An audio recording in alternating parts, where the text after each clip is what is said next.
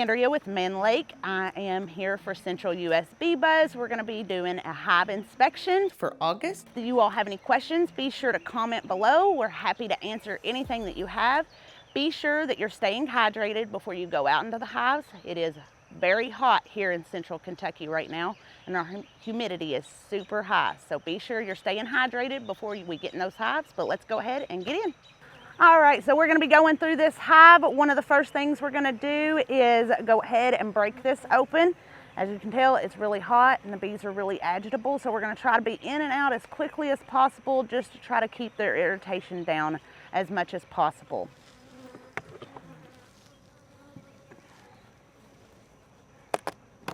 Breaking that propolis bond from the inner cover itself.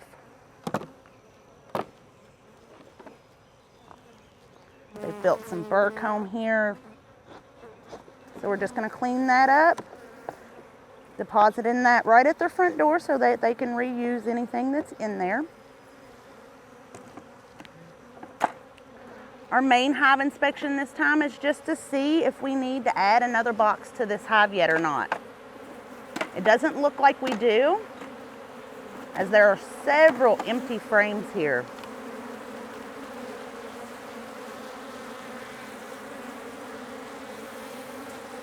We do have signs of eggs and larvae though, so that's always a good sign. This was a later package that we installed.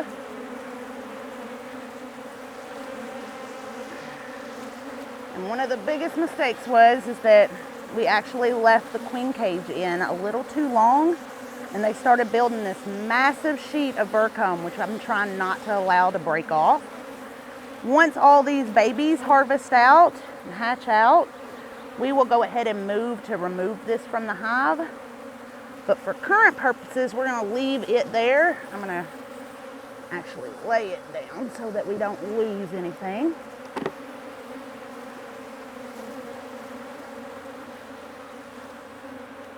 We got a whole sheet of brood here. Oh, Hannah, zoom. Queen, you see her right there? There's our little queen. Can you see her? Where'd you go? She's beautifully laying on this frame. She's backfilling even. Since we've located her and we don't want her to fly away, we're gonna go ahead and administer this back into the hive. Gently. Making sure we don't crush her in the process, and sometimes she tries to get over on the bottom bar or the end bar. So locating her, we're just gonna break that propolis bond that they have.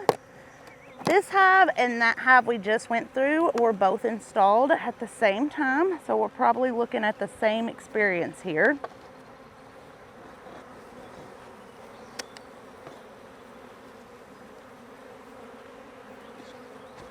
And the reason why I scrape all the burr comb off the top is because they can make a mess. It can also adhere your frames to the top bar or the inner cover itself, and it can make it a little more difficult on the beekeeper. And look, these are Italians. Italians, and they're meaner than those. Breed doesn't always mean that they're docile. Sometimes it's how they kept.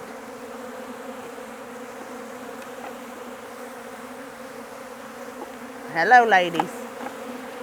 I know, y'all are mad. It's hot, I know. And these will not need a box either.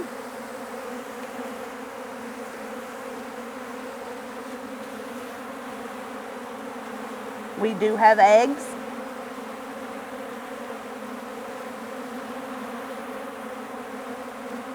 And honey.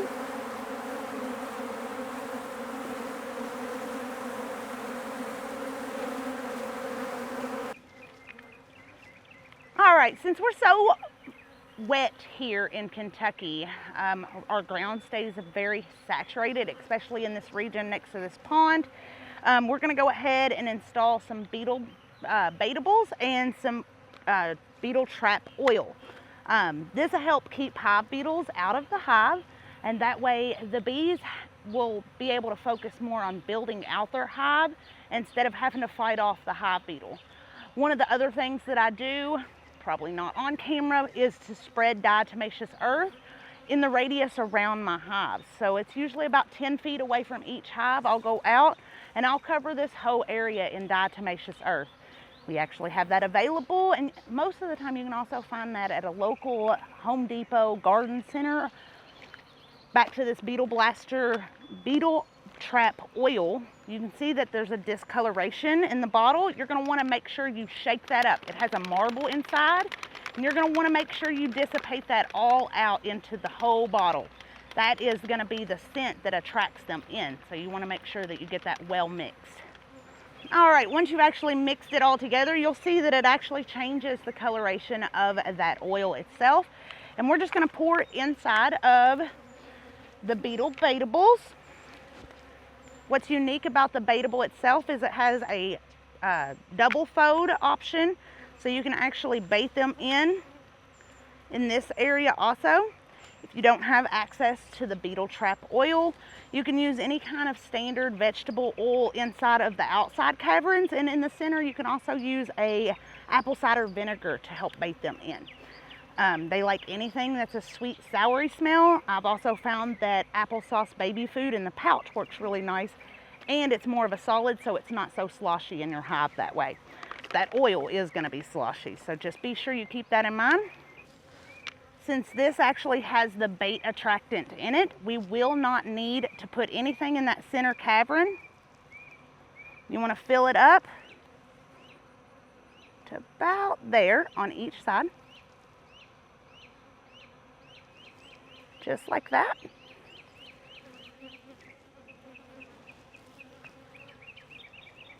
Try not to let the bees get in there. We're going to close this up. That's going to be our attractant, and it's also going to be what harbors and holds those beetles in there because they can't crawl through the oil.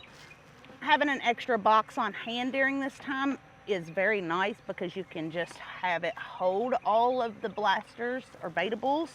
Either one, the blasters or the baitables, both work very nice together.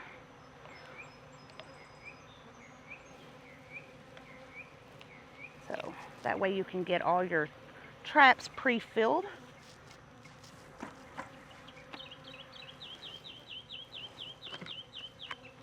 So we'll need 1, 2, 3, 4, 5, 6, 7, 8, 9, 10, 11, 12. Okay. So in your hives, depending on if you have 1 deep or 2 deeps, it's 2 beetle traps, such as the baitable or the blaster, either one. It's 2 traps per box, and I'll show you how those get installed for you. The baitables are also very nice because they're reusable. The blasters are to an extent, but they're best for throwaway option. And if you don't want to clean these out, then I would recommend for you to go the baitable route and just throw those away as needed. If you're more interested in recycle, reuse, reduce, I would go more for the baitable method. You just flip it out, send a water hose through it, and refill it back up with the oil again. So in 1 deep box you get 2 blasters or baitables, and in 2 deep boxes you're going to have 4, and then you're going to place those diagonally across from each other within the hive. All right, so when you open your hive, which I just inspected these not too long ago, they aren't showing any signs of hive beetles right now, but we definitely want to make sure, because of this region, and I know that they're prone for hive beetles in this region, we want to go ahead and install these. So outer perimeters of the box is usually where they want them. However, we have a feeder in this bottom box, and so we're going to place the first one here, pinching that inside there, just like that, and it hangs right over the frame, just like so. And then the second one in this deep box,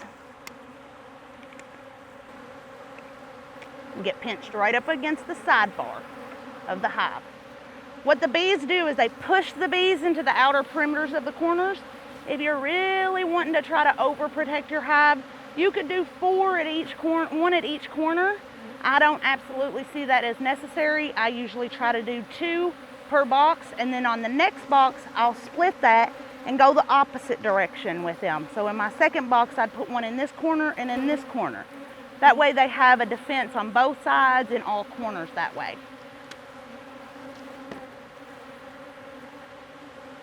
Using our beetle trap tray with the oil is really nice also, and I highly recommend that.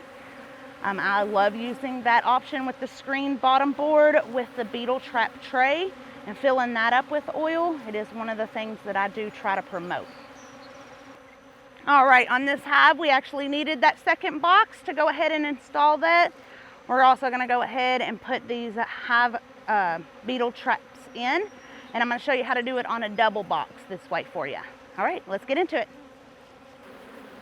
So again, we do have the feeder inside of this hive, and daggum, they hot. So again, we're just installing this. Look at that. Right inside here. And in the opposite corner, outer perimeter of the box. And then if you notice how they are, then we're gonna go ahead and put the next box on for them because they are out of space. Putting those in the opposite corners this way for them. While I'm in here and just doing a little bit of cleanup, we're gonna go ahead and get all this extra burr comb scraped off this hive for us. And this should help calm them down quite a bit also. Having that extra space also promotes them to build instead of being a little unhappy with us being in them. But also it's just the heat, so be sure if you're not really comfortable with more of aggressive hives, be sure that you're smoking those hives. Again, this is Kendrea with Mann Lake for Central Beekeeping. If y'all have any questions, be sure to let us know either via phone in the comments or be able to reach us via email. Be sure to check out our Bella the Bee bot on our website, and also like and subscribe so we can do more videos like this for you. Thank you.